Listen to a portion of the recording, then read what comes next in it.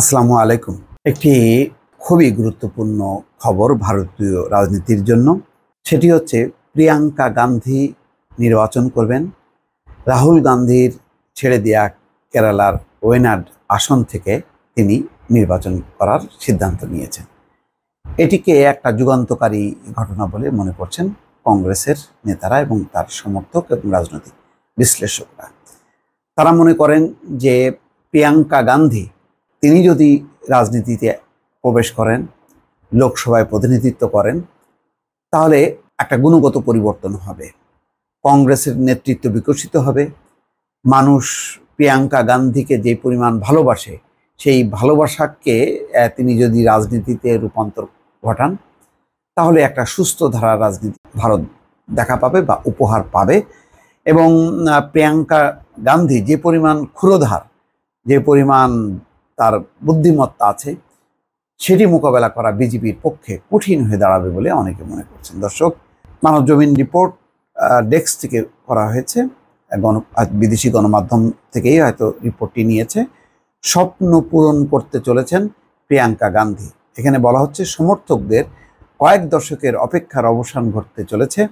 তাদের স্বপ্নকে পূরণ করতে প্রথমবার নির্বাচনে প্রতিদ্বন্দ্বিতা করতে যাচ্ছেন প্রয়াত প্রধানমন্ত্রী রাজীব গান্ধীর কন্যা, কংগ্রেস নেতা রাহুল গান্ধীর বোন প্রিয়াঙ্কা গান্ধী ভদ্র। ভারতের ঐতিহ্যবাহী গান্ধী পরিবারের সবচেয়ে পরিচিত মুখের অন্যতম ভাই বোন রাহুল প্রিয়াঙ্কা। তার মা সোনিয়া গান্ধী তিনি নির্বাচিত হয়েছেন, রাহুল গান্ধী নির্বাচিত হয়েছেন। রাহুল গান্ধী দুটি, রায়বেরেলি এবং ওয়েনাড থেকে, এবং রায়বেরেলি তার ঐতিহ্যবাহী একটি আসন, ওই আসনটি রেখে ওয়েনাডকে তিনি ছেড়ে দিয়েছেন। ওই আসনেই প্রিয়াঙ্কা গান্ধী প্রথমবারের মতন, এর আগে কখনো তিনি সরাসরি নির্বাচন করেননি। তিনি নির্বাচনে সহযোগিতা করেছেন, তার মাকে করেছেন, ভাইকে করেছেন, অন্যান্য পুরো কংগ্রেসের জন্য তিনি নিবেদিত প্রাণ, কিন্তু সরাসরি তিনি কখনো নির্বাচন করেননি। এবার তিনি নির্বাচন করতে যাচ্ছেন। ফলে যদি তিনি নির্বাচিত হন, তাহলে একটি অসাধারণ ঘটনা ঘটবে। মা এবং তাদের যে ছেলে মেয়ে দুইজন, তারা একই সঙ্গে লোকসভায় বসবেন। পরিবারের সবচেয়ে পরিচিত মুখের অন্যতম ভাই বোন রাহুল এবং প্রিয়াঙ্কা গান্ধী আছে। এখানে বলা হচ্ছে যে দীর্ঘদিন ধরে দাবি উঠেছে প্রিয়াঙ্কাকে রাজনীতিতে নামার। তিনি তাদের দাবির মুখে এক পর্যায়ে কংগ্রেসের অন্যতম সাধারণ সম্পাদক হন।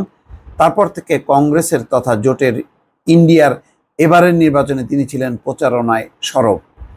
এবার ইন্ডিয়া জোট ও কংগ্রেস যে ভালো ফল করেছে, তার কৃতিত্ব অনেকটাই তার। ভাই রাহুল গান্ধী রায়বেরেলি ও কেরালার ওয়েনাডে আসন থেকে লোকসভায় নির্বাচিত হয়েছেন। এর মধ্যে তিনি ঐতিহ্যবাহী রায়বেরেলি আসন রেখে অন্য আসন ছেড়ে দিয়েছেন। সেই আসনে উপনির্বাচনে প্রতিদ্বন্দ্বিতা করবেন 52 বছর বয়সী প্রিয়াঙ্কা গান্ধী। তিনি নির্বাচিত হয়ে পার্লামেন্টে এলে একই সময় গান্ধী পরিবারের 3 সদস্য সোনিয়া, রাহুল, প্রিয়াঙ্কা একই পার্লামেন্টে অবস্থান করবেন। প্রিয়াঙ্কা গান্ধীর মা সোনিয়া গান্ধী, ভাই রাহুল গান্ধী। তিনি কংগ্রেস পার্টির সাবেক প্রেসিডেন্ট, বর্তমানে পার্লামেন্টের উচ্চকক্ষ রাজ্যসভার এমপি। রাহুল গান্ধী 2019 সাল থেকে ওয়েনাডে আসনে এমপি, কিন্তু এবার তিনি 2টি আসনে নির্বাচিত হয়। আইন অনুযায়ী একটি আসন ছেড়ে দিতে হচ্ছে।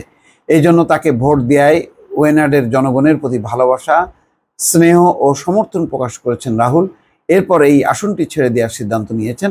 এখন এই আসনে উপনির্বাচনের তারিখ ঘোষণা করা হয়নি। প্রিয়াঙ্কা গান্ধী বলেছেন নির্বাচন নিয়ে তিনি মোটেও নার্ভাস নন।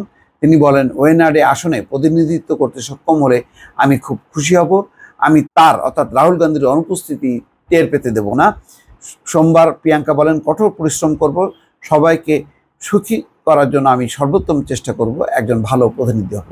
সত্যি তাই, প্রিয়াঙ্কা গান্ধী যদি পার্লামেন্টে আসে, লোকসভায় বসেন, এটি একটা অসাধারণ ঘটনা ঘটবে বলে অনেকে বিশ্বাস করেন। দর্শক, ভালো থাকবেন। আল্লাহ হাফেজ।